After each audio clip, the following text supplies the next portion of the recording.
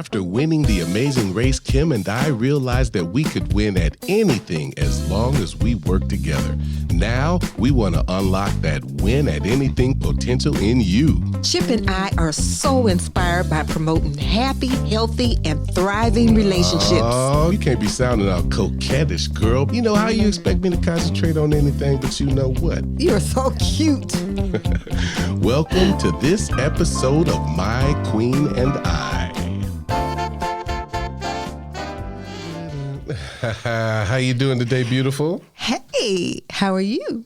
Well, I just want the public to know that this is Chip and my beautiful queen, Kim, and she's looking extra beautiful today. So thank you for that, baby. Did you do that for me or for what? Why are you looking extra cute? Wait a second. Are you saying I don't always look cute? No, just extra cute. Oh, okay. Maybe it's this pink color. You like pink on me? Oh, pretty and pink. Pretty and pink. Looking good, looking good. Well, today, guys, actually, due to our love for you and for us to prioritize things, we had this segment actually pushed down to about show number 6. But when in our meeting, we realized that we need to talk about fighting fair. We had to talk about that sooner than later. So the intent of us doing a fighting fair show is to help people, to give you the tips up front, because everybody is going to argue. As a matter of fact, here's the deal. When I get these young couples who are bright-eyed, bushy-tailed, and they come up and say, Chip, Kim, we just love your relationship. We got one just like y'all. It is so good. And I say, really? Tell me about that. Oh, my God. We've been together for 8 months, and we haven't even argued once. Kim and I look at them and we just, oh, wow. And we're just thinking to ourselves, them little suckers, they ain't got nothing. You have no idea. No, you just have nothing until you argue. That's to make a relationship, you have to see it's part of a relationship to have disagreements and arguments. You have to get over them. And today's episode is going to equip you with the tools you'll need, or that will help you, or that has helped us have our 35 years of excellence in marriage, or not excellence, happiness in marriage by fighting fair. There you go. And that happens to be the title of this episode. There you Fighting Fair. And you've been wanting to have an episode like this for a while.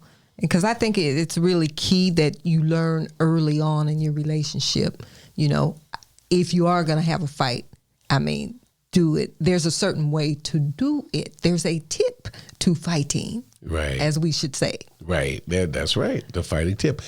Okay. Well, one of the primary rules, I guess, of fighting fair is only attack, argue with, discuss the issue, not the person. If you grasp hold of the importance of that, you have something very special indeed.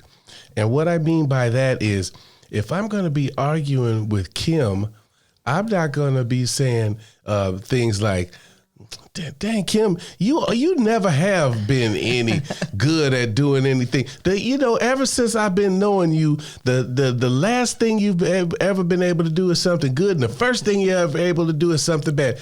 Kim, you, Kim. Yeah, so you're saying, in other words, do not attack. Don't do personal attacks. No. Yeah, that's the hurtful part. You're right. It's always the issue. I don't say that, about Kim. I say what Kim does. Right. Kim, I really don't appreciate it when you do this. Kim, when you did that didn't make me feel good. Kim, it's what the person did or the issue, but don't attack the person's character. There you go. Right. So that's what it is. But there's a certain way that you have to communicate that too. And I feel like tone is everything. Wait, why'd you put so much No. inflection on that like you talking to me? Because it's your delivery. You know, it's the delivery of people. I think that's where it becomes the problem, that attack, but the way you deliver it, the hollering, or can you talk in a nice tone? Kim, I had a flashback when you said that. You know, I've always been into video production and film. And I remember I had an early video camera, and I remember you said that one time about my tone. And so you look just like about 30 years ago, you had a flashback. Something about tone means so much. So, hey, I'm the first to say, yeah, we've had a wonderful marriage because we've been able to learn and adapt to the right things to do and the right way to treat each other. But I wasn't always like that where I had great tone. I wasn't. As a matter of fact, I am an only child. So I was extremely spoiled, wanted everything to myself, and self-centered. And, you know, Kim, on the other hand, she had 6 siblings, and they had to share everything. And I mean everything down to drawers. They share, and I'll never forget the one time where early in our marriage, I had a new shirt that I purchased, and I'm ready to wear that shirt. And I go into my closet and I said, Kim, you know, where's my shirt? And Kim said, oh, I gave that to Billy. My mind blew a gasket. She gave it to her brother, Billy. And then I think it might have had some F's in there or something like that. But I said, why the fur, I guess, did you give my shirt to Billy? And she said, because he needed it. He was going on a job interview. I can't believe that you remember that. But I remember, as opposed to me, I think my selfishness kind of went away because for some reason I understood, wow, what a giving family. And I know that everybody in her family, especially her wonderful sisters, Leah and Angie, they would give the shirts off their backs to people. And, you know, slowly but surely I stopped being attached to material things, and I had to stop being self-centered. So but my point, though I digressed, is don't attack the person. Don't be selfish. Attack the issue. Now, here's one, Kim, and I want to see the look on Kim's face when I say this because never interrupt.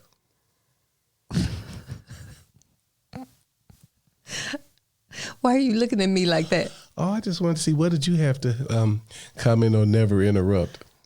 I just feel like I need to get my point across because somebody else talks a lot.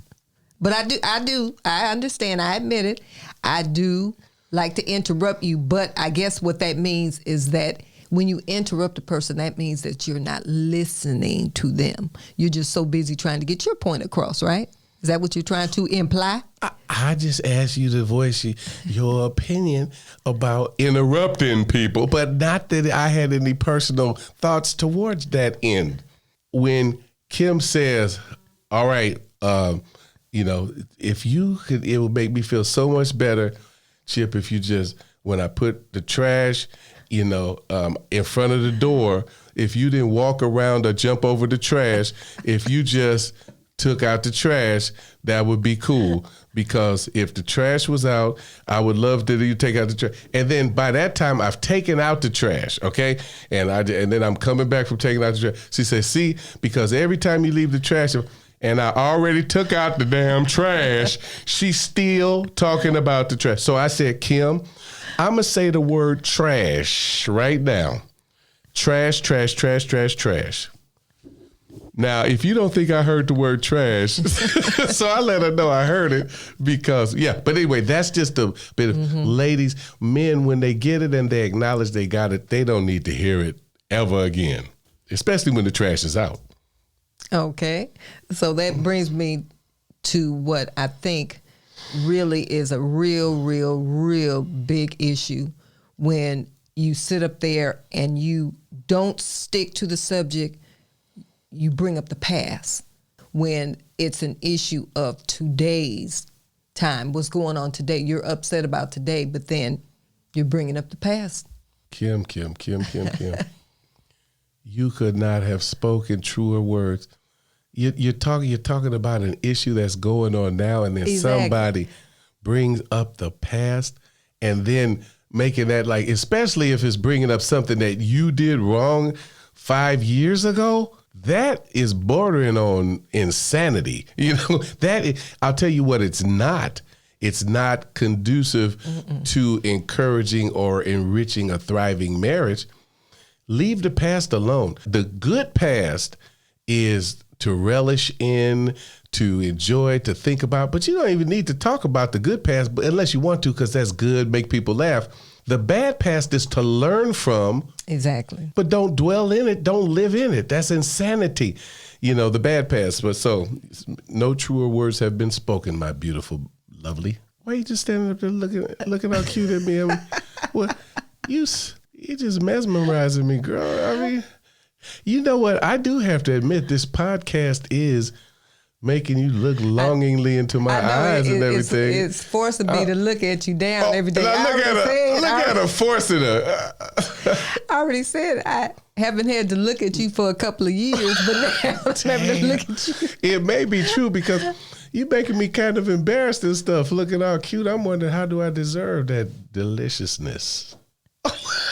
Okay, Kim, that's a lot of okay. Could you get back to the point of what we're doing? Okay. Here's the deal.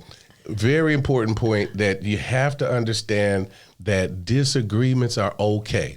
You wouldn't even want to be married to. I'm thinking about that Eddie Murphy movie, Coming to America, when Prince Hakeem, he's looking for his girl, and it's played by Vanessa Bell Calloway, Tony Calloway, my boy. But Eddie wants to hear her thoughts, and she just says, whatever you want to do, sire, anything you want to do. But what are your thoughts? What do you like to eat? Whatever you like to eat. Nobody wants a yes man or people who always agree. You marry somebody, you want somebody with their own thoughts. All of a sudden, when you get married, somebody has to agree with you all the time, or you get all butthurt, you know? So, baby, I got to throw in butthurt. I never said that before. That's my son's word. He says it, so I got to say butthurt. So, and I'll tell you what, when you compromise, it shows that you care. Yeah, there you go. And I think it's good that you at least air and communicate your disagreement. That's the important part. But if you keep it to yourself, there becomes the issue, because you're holding on to that. If your spouse doesn't understand and know what it is that you guys are upset about, then, you know, that could be what the bigger issue is. Mm-hmm. And you had alluded to it earlier, but when you listen, don't listen to get your point across. So, like, if Kim's talking, I'm like, I just got my arrow, just cocked back my bow and arrow, and I'm just waiting. And as soon as she lets me talk, I'm not interrupting, and then boom, just let that thing. That's not the way to go. No. You want to listen to hear and understand, because what may come out of Kim's mouth is, it could be, honey, I understand exactly what you're saying is true, and I really mean it, so let's do it your way. And then you are ready to cut her head off, so you may go, if you're not listening, you won't even hear that. Listen to understand and hear, and not just for your retort. Right, but really hear. Right. You know, and when you hear, is not just with your ears, hear with your heart, you know.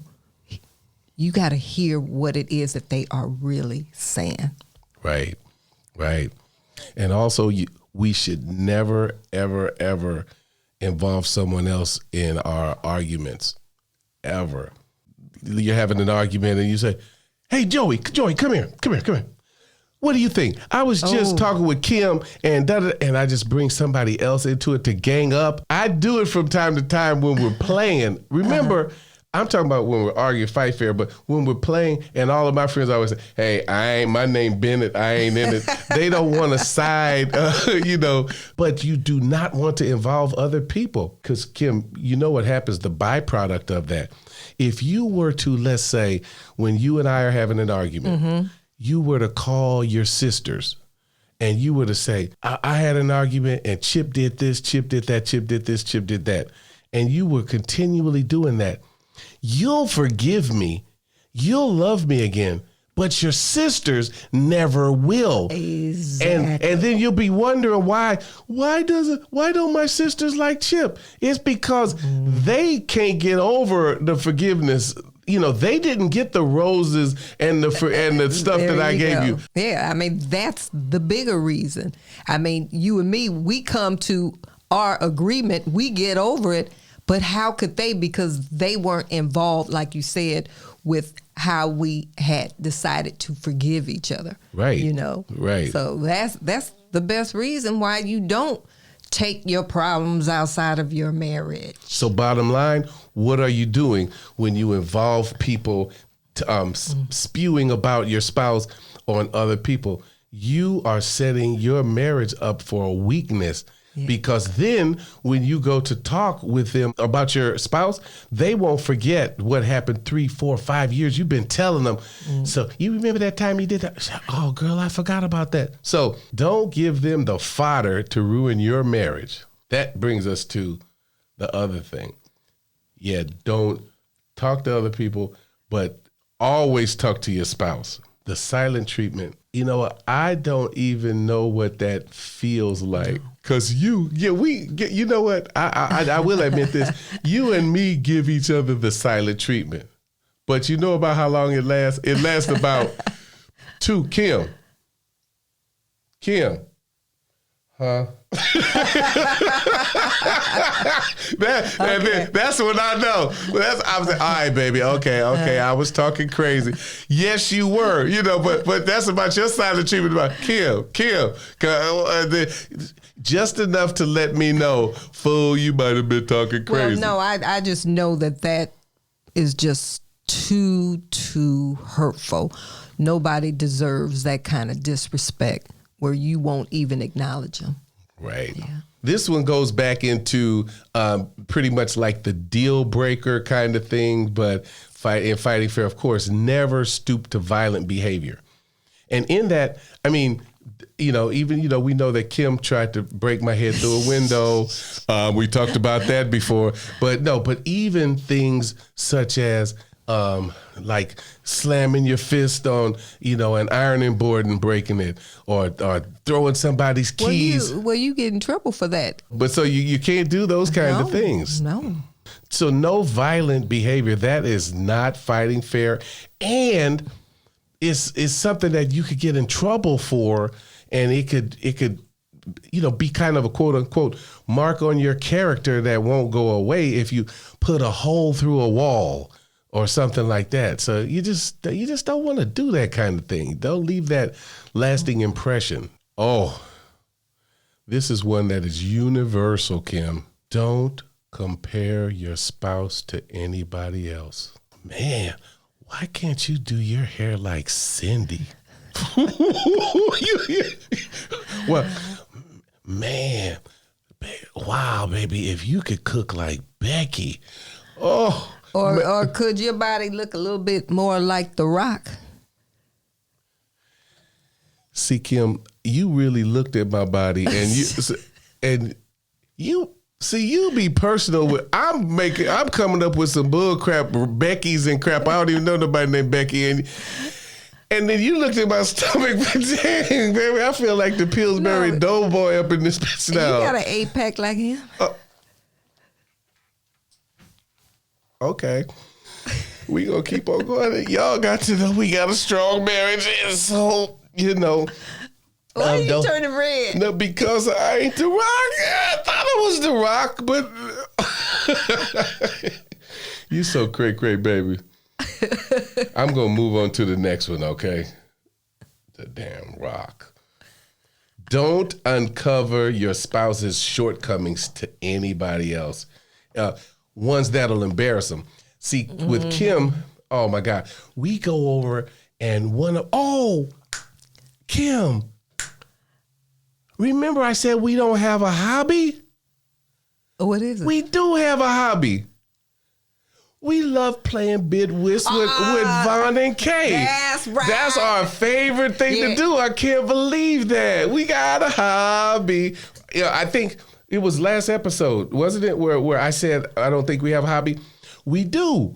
Playing cards. That is the funnest thing. Kim's and my cousins, Von and Kay, when we get together to play cards, we just go crazy. We have the most fun time you can imagine. We play bid whist. And I know none of you guys out there even know what that game is. If you do, you got to know that I wrote the book called, because I'm a bid whistologist and I'm the best bid whist player in the world. Plus you got to talk trash, Yeah, right? you got to talk trash playing that game. But when we are playing with them, all the time, Kim and I will talk about each other's shortcomings and stuff like that. But it's fun. It's not embarrassing ones. You know, it's just when you're fighting, you can't talk about, your shortcomings or your spouse's shortcomings at all. I'm not even going to make a joke about the stuff that could be said. So don't ever do that. Well, how about my cooking? What do you mean you're cooking? Did you talk about my cooking? I forgot about that. Not while we're arguing, though, baby. No, baby. No, they just, I shouldn't be as big as I am. I tell you that. But no, baby, you can cook. No, but when you try, but just that time when you put canned corn and canned green beans in the same pot and cooked it and called that a meal. Lord Jesus, help me. And then had me take it over somebody's house as a dish. Oh, my God. You did that by yourself. Okay. Next is don't lord your strengths over your partner's weakness in a demeaning way. So, yeah, like I talked about earlier, if you're the breadwinner, don't demean your partner by, they may be a homemaker. Don't ever, talk about how I'm so good at something and you're terrible at it, And especially if the female, is the breadwinner of the family. I would think that would really be very hurtful if she lords that over her husband since he's having to be home. Because remember, his job is even harder if he's having to be home and, to take care of the kids and keep the house clean and cook. Mm-hmm. But I think that would be a big one. Yeah, man. I never even thought about that. But Kim, ladies, if you're in that situation, I mean, you have to really know that would demoralize and kill your man if you ever lorded that over him. Yeah, so don't do that unless you want to just emasculate him totally. Yeah, that could be called the self-esteem eraser right there. Don't pit your kids, your friends, your family, or anybody against your spouse ever. Don't ever frame things so that you'll have them ganging up, because that is not that. No, you said it, ganging up. So that definitely is not fighting fair. You got all of them ganging up on the one. Can't do that. Absolutely. Don't bring them into it. Other people into your relationship. You just can't. Right. And once you have listened, after you've fought fairly or unfairly, but you come to a compromise where either you feel that you guys can compromise in some way, or you feel that you're wrong and you just completely say, let's do it the other person's way. There is so much power and no weakness in apologizing. When there is power in a sincere apology, honey, I really am sorry for the way I acted. I made a mistake. I apologize. And ladies, if your man apologizes and is sincere, don't come back with, yeah, you should be sorry.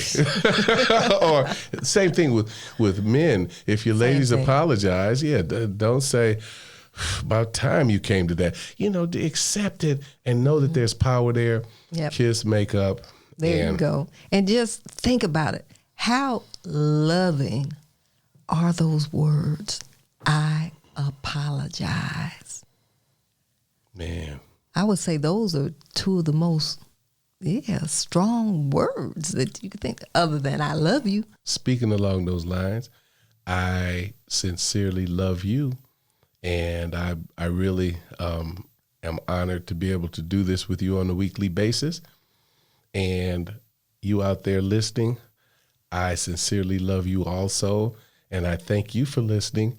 And hopefully you got some great tips and tidbits that will enable you and equip you with the tools that will help you withstand the arguments, fusses, and fights that you have.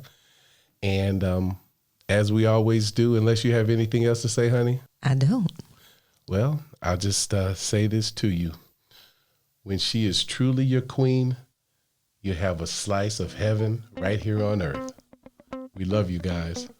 The sponsor of this episode of My Queen and I was Dynamic Traits in Living Color. Ever wonder why people annoy you? Want a better understanding of why people do some of the things they do? Wouldn't you like to create harmony with the people you live, work, and play with? Go to the Apple App Store and download Dynamic Traits in Living Color right now. Bring out the best in you and the people you do life with. Android app available soon.